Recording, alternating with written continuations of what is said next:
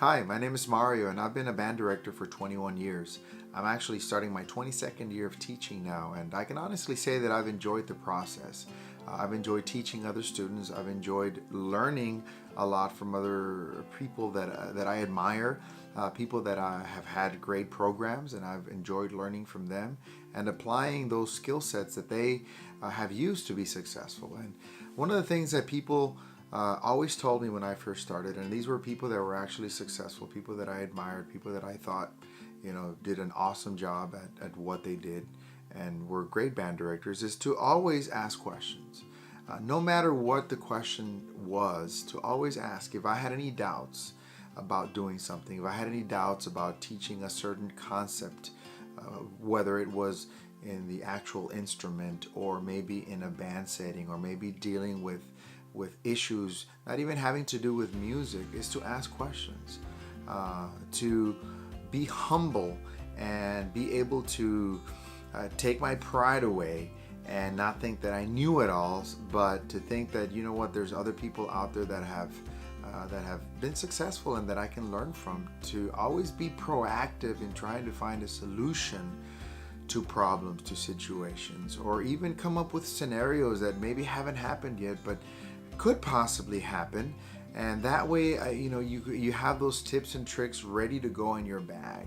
But it was essential to be humble. It was a humbling experience, especially if you go to university that's a prestigious music university, or you just graduated and you think you know every single answer that there is. It was a very humbling experience when I got into the classroom and finally realized that no, I didn't have all the answers. But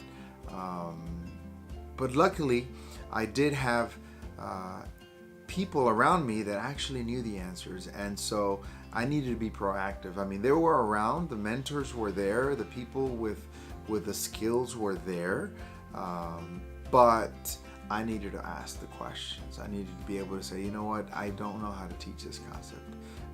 My band is sounding this way. Why is the balance this way? Why are my woodwinds playing this way? Why is my brass sounding this way? What type of literature should I pick? Or once I started the music, hey, listen, here's a portion of the music that I'm working on. What do you think? Hey, you know what? I have a student who's doing really well.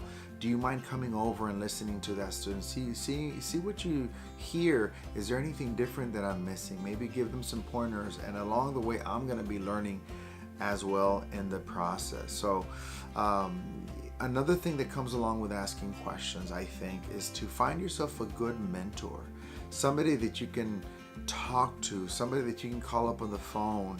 Nowadays, somebody that you can text, or somebody that you can just message or ask them questions, and where the answers are readily available. But find yourself a good mentor, somebody who you trust, somebody who you can talk to, somebody who you can send recordings to, somebody who you can ask these questions that I'm talking about, somebody that you can rely on, somebody who maybe in your view, in your eyes, has done a great job. And find yourself a good mentor, somebody who you want to be like. It's okay to try to copy somebody. It's okay to try to be like that person.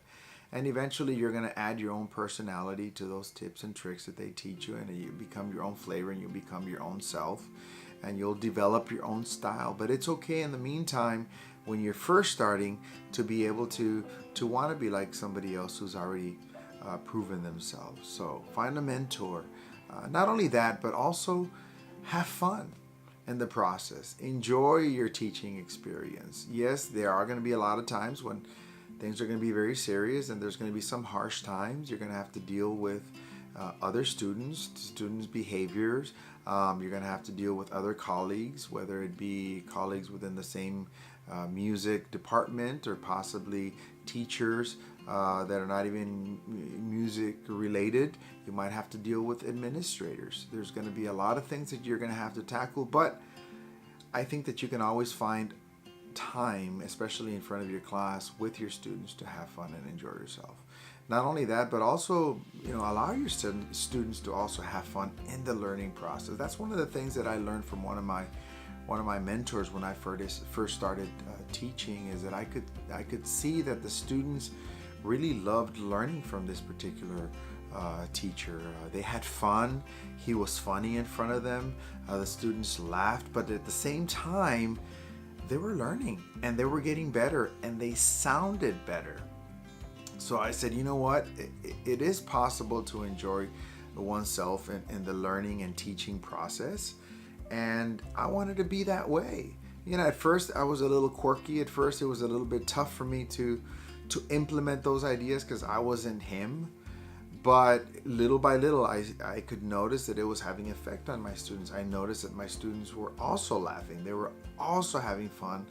But most importantly, they were also learning. They were getting better. So afford yourself the privilege of having fun and allowing your students to have fun. So don't be afraid to ask questions. Humble yourselves. Find yourself a good mentor. Enjoy the process. And I know that you're going to be awesome and you're going to be successful. But it does take time. It does take persistence.